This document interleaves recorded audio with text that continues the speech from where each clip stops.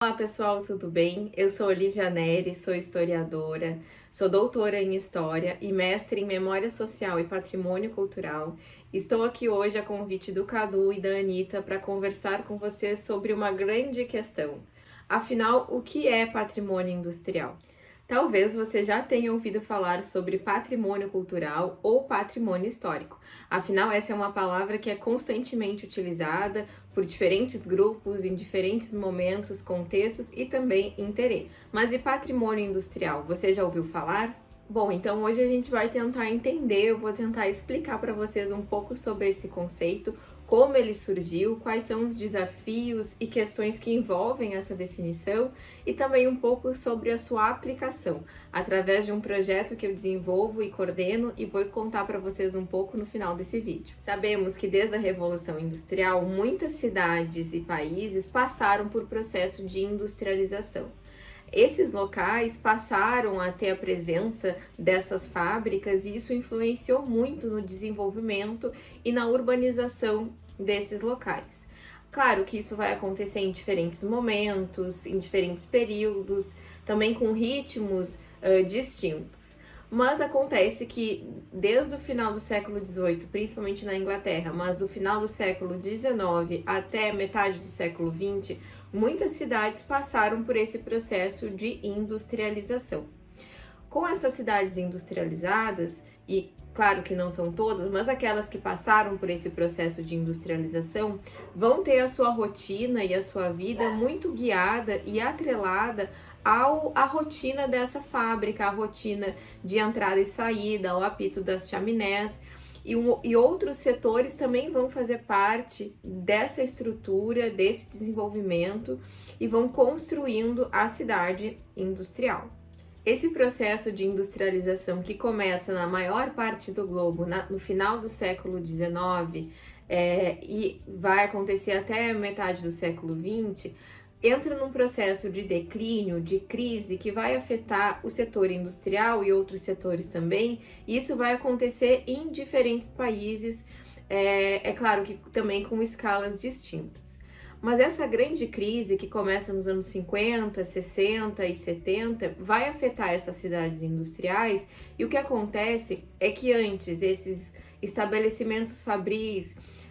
vão encerrar suas atividades, total ou parcialmente, vão ser vendidas, muitas acabam sendo destruídas ou abandonadas. O que se percebe então é que, claro, em paralelo a isso, um grande número de desempregados, as pessoas ficam sem aqueles empregos, gera uma grande crise econômica, um sentimento de instabilidade, de fragilidade, e essas cidades que antes tinham a sua vida movida pela presença dessas indústrias acabam se deparando com uma grande crise, econômica, social e também política. E é claro que isso vai afetar não só os espaços de produção, como as fábricas, mas outros setores também, e por exemplo, o desmonte de sindicatos, de associações, há uma desarticulação dessa presença fabril e operária também. E foi exatamente nesse momento que surge o debate, toda a preocupação na preservação desses vestígios industriais. Afinal, se até aquele momento essas cidades estavam totalmente vinculadas e tinham uma presença muito forte dessas fábricas, com o seu fechamento, com esse declínio, ao abandono desses espaços, e isso acaba surgindo, então, na realidade, convidando diferentes pesquisadores e pesquisadoras, também de diferentes áreas, para esses vestígios. Afinal, o que fazer com esses espaços que antes eram de produção, de vida, de gente, de tantas questões também políticas, sociais, do capitalismo industrial, que estavam sendo desativadas, destruídas e abandonadas. Então a preocupação com o patrimônio industrial, ele surge justamente nesse período de grande perda, de destruição desses bens e desses vestígios, que não fica restrito só à questão dos prédios, mas acaba também afetando todos os bens móveis, como as máquinas, os objetos, as documentações, muito foi perdido dentro desse processo de declínio que nós chamamos de desindustrialização. Afinal, o processo de industrialização, como o próprio nome já supõe, é da instalação desses parques fabris e de uma alteração, uma transformação da paisagem urbana da cidade em detrimento à presença dessas fábricas, e o processo de desindustrialização é justamente o inverso. É quando a gente tem a retirada, o fechamento desses espaços e esse momento de declínio daquelas indústrias que estavam presentes até aquele momento. Mas então vai ser justamente olhando para esse cenário que essas perguntas vão surgindo e vão motivando a preservação desses bens. E é claro que isso não acontece sem algumas questões polêmicas e de desafio, conflitos, que é natural do próprio patrimônio, mas a gente pode dizer que é a partir desse momento que surge uma nova tipologia patrimonial, ou seja, um novo tipo de patrimônio, agora o patrimônio industrial. E esse patrimônio industrial seria basicamente os vestígios materiais e imateriais que dizem respeito aos processos de industrialização que um local teve, e passou. Num primeiro momento, isso pode causar algum estranhamento, afinal, aquilo que foi concebido por muito tempo, definido por muito tempo como patrimônio, são aqueles prédios pertencentes a uma arquitetura neoclássica, barroca, enfim, que são prédios muito bem ornamentados, que principalmente em um dado momento da nossa história fizeram parte da história da elite. Mas agora tem uma tipologia de patrimônio que é um patrimônio mais frio, do ferro, de arquiteturas que são bem diferentes daquelas que já tradicionalmente eram reconhecidas como patrimônio. Então a gente tem alguns desafios que perpassam aí a identificação desses bens do patrimônio industrial. Como é claro, o tamanho, afinal, a maior parte dessas fábricas do final do 19 e do início do 20, elas são de grande estrutura, e como que a gente faz para preservar, esses prédios, para restaurar, enfim, para fazer esses novos usos. Então, esses são alguns dos desafios que a preservação e o estudo do patrimônio industrial enfrentam.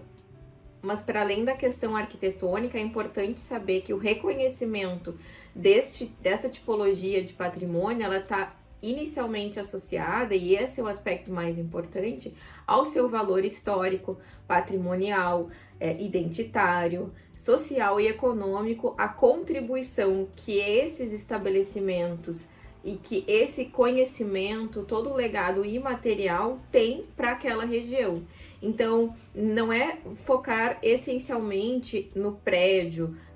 na chaminé. Essas são questões importantes, mas é justamente na compreensão da contribuição, do legado e das marcas visíveis e invisíveis que esse passado industrial tem nesses locais. Bom, então, como eu já falei, foram diferentes áreas de conhecimento, e profissionais que se envolveram no debate do estudo e da preservação sobre essa nova tipologia, sobre o patrimônio industrial, e também surgiram muitas iniciativas nesse momento de organizações, de associações, de instituições que se dedicavam a partir desse momento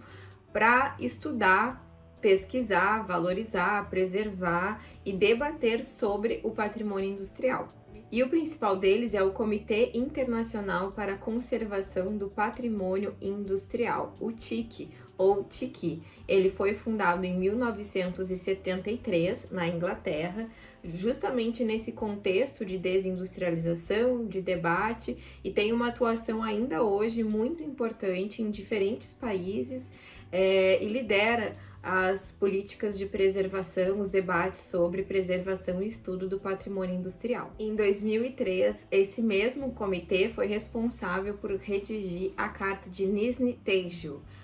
que é o principal documento que vai definir e nortear o que é patrimônio industrial e também como a gente deve preservá-lo.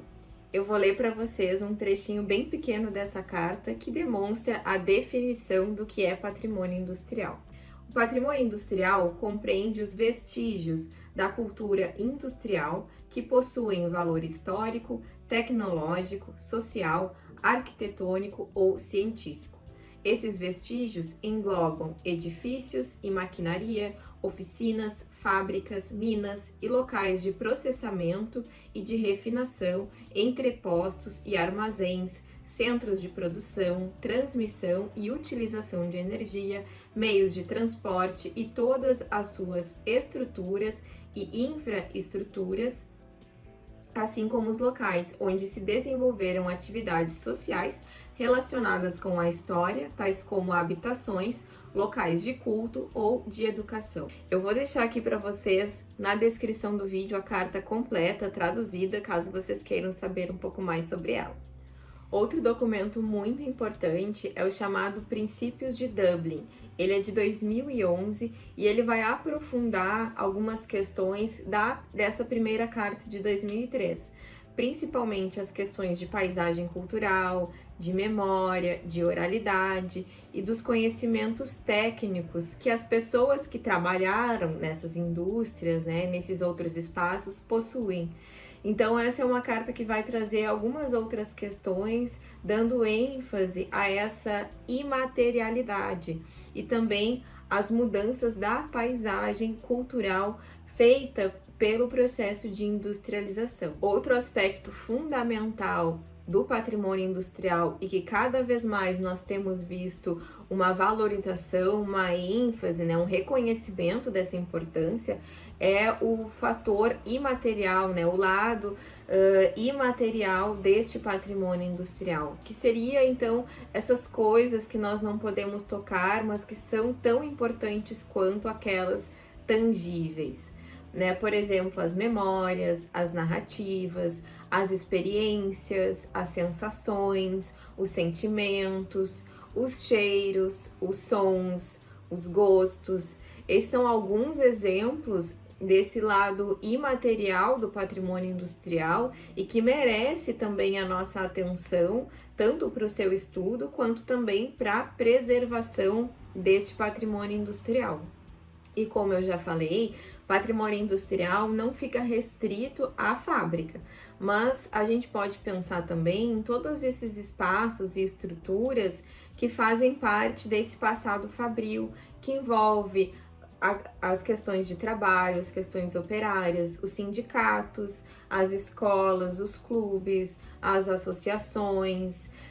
as creches, também os meios de transporte, os meios de comunicação, a energia, são todos fatores que estão associados a essa vida industrial, fabril e operária e que são sim reconhecidos como um patrimônio industrial.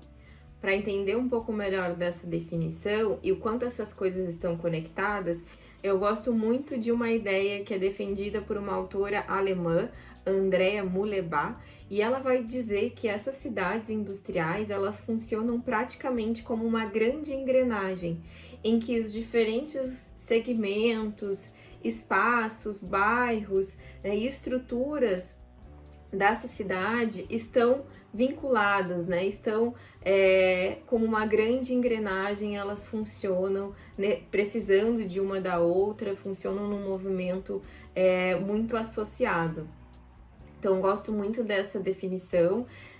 que nos permite, então, pensarmos que muitas dessas coisas que, numa primeira vista, elas podem não parecer ter relação com essa presença fabril e operária, elas acabam tendo, Então, justamente porque isso está muito associado ao processo de desenvolvimento desses espaços.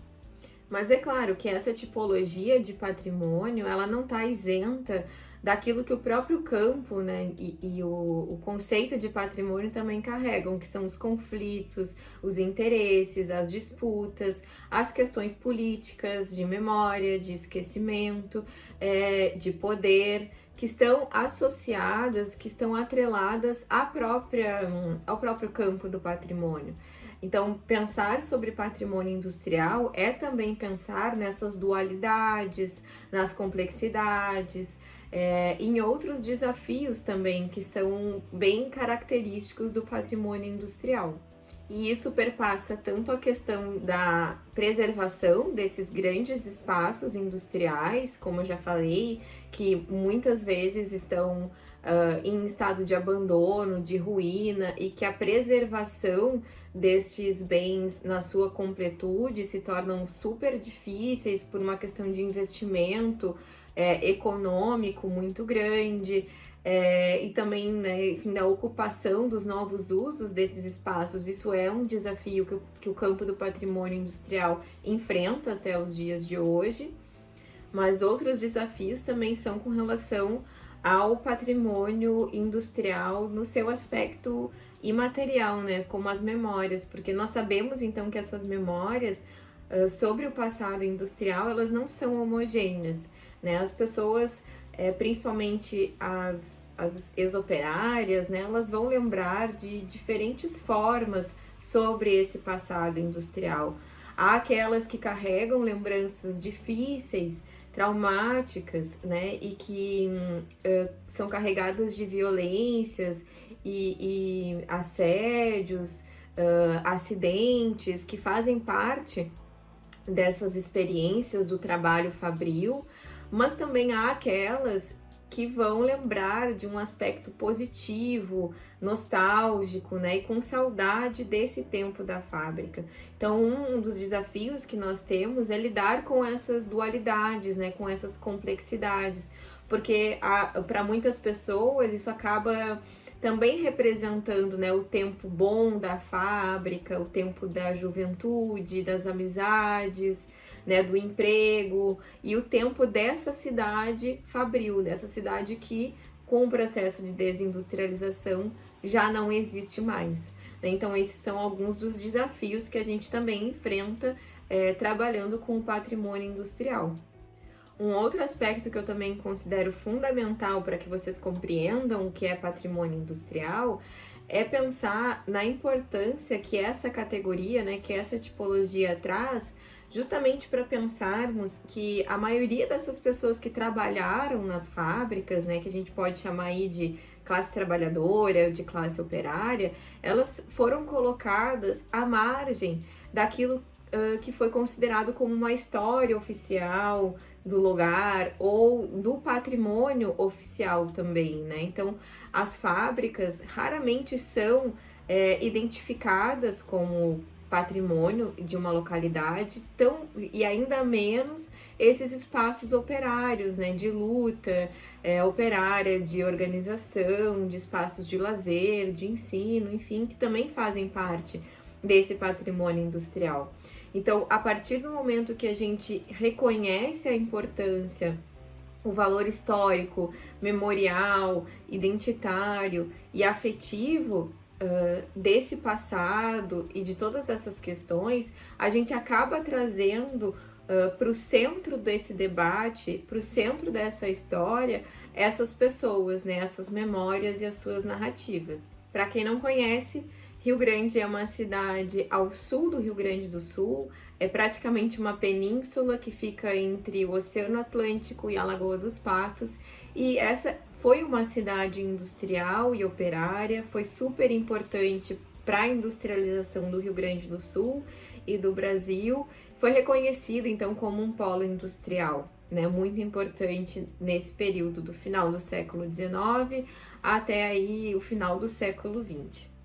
E Rio Grande tinha duas questões que eram fundamentais para a instalação dessas fábricas, que eram um porto marítimo e uma ferrovia. E esses eram os dois principais meios de importação e exportação de produtos, também de chegada, né, de muitas pessoas, e isso acabou atraindo, então, aquelas pessoas que tinham interesse em investir na indústria, principalmente no final do XIX, então,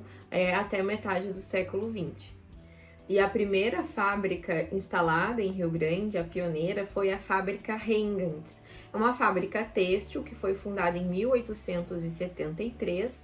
e depois dela, centenas de outras fábricas, também de diferentes setores, se instalaram em Rio Grande ao longo do final do século XIX, né, até o final do século XX. E todas elas movimentaram essa cidade, contribuíram para esse desenvolvimento, tiveram impactos sociais, culturais e ambientais também nessa cidade, e que, então, como eu já conversei com vocês no início desse vídeo,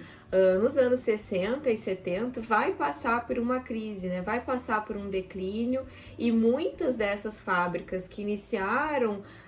as suas atividades no que a gente chama de primeira fase da industrialização, que vai do final do 19 até mais ou menos 1960, a maioria dessas fábricas vai encerrar suas atividades, seja parcialmente ou totalmente. Muitas também vão ser vendidas, e todo esse cenário acaba acarretando numa grande crise, né, também de emprego, uma crise econômica, um momento de grandes dificuldades, né, enfrentados em Rio Grande nesse período. E com essa crise, apesar de ter iniciado um outro processo de industrialização, que eu não vou entrar aqui, né, não é o foco desse vídeo, mas a gente também assistiu o desmonte, né, o abandono, a destruição desses espaços, e que acabaram sendo esquecidos, muitos deles, tanto dos espaços de produção como os espaços da classe trabalhadora, né, e alguns outros setores também. Então, o principal objetivo desse projeto, quando inicia em 2020, é fazer o mapeamento desses locais, né, entender onde esses espaços funcionavam, um pouco dessas histórias, qual é a história desses lugares, quais são as memórias que envolvem, né, esses espaços, e isso está, então, presente num mapa virtual disponível no site do projeto, que eu vou deixar aqui também na descrição, caso vocês queiram conhecer. Então, até esse momento, já são praticamente 200 locais mapeados, e com certeza ainda tem muito mais coisa para colocar, né, essa é uma pesquisa que eu ainda estou desenvolvendo, mas que já permitem, então, que a gente tenha um impacto visual, né, e também a organização dessas informações em um site, em um mapa. Além dos prédios, o mapa também possui as memórias, as conexões e outros pontos de interesse que fazem parte, então, dessa vida industrial de Rio Grande. Então, o principal objetivo desse projeto é mapear, né, esses espaços, é conhecer as suas histórias e as suas memórias, mas também contribuir para o reconhecimento desse valor histórico, memorial, identitário, deste patrimônio em Rio Grande, dessas experiências e dessas narrativas. Permitir que a Rio Grande hoje, as pessoas que moram na cidade, se sensibilizem para essas histórias, reconheçam nos seus amigos, nos seus familiares, na sua própria história de vida, um aspecto que foi muito importante e que foi também por muito tempo desvalorizado. Então agora eu queria convidar vocês para conhecer um pouco mais desse projeto, e vocês podem acessar o site, e lá vocês vão encontrar o mapa, vocês também vão encontrar algumas sugestões de bibliografia sobre patrimônio industrial de maneira geral, e principalmente sobre o patrimônio industrial, a vida e o passado industrial da cidade do Rio Grande. E antes de me despedir, eu tenho 2 convites. O primeiro é que, caso você tenha algum familiar ou amigo ou conhecido que tenha trabalhado em algum espaço fabril, que tenha passado por essas experiências, converse com essa pessoa, busque escutá-la e saber quais são as histórias que ela conta a esse respeito.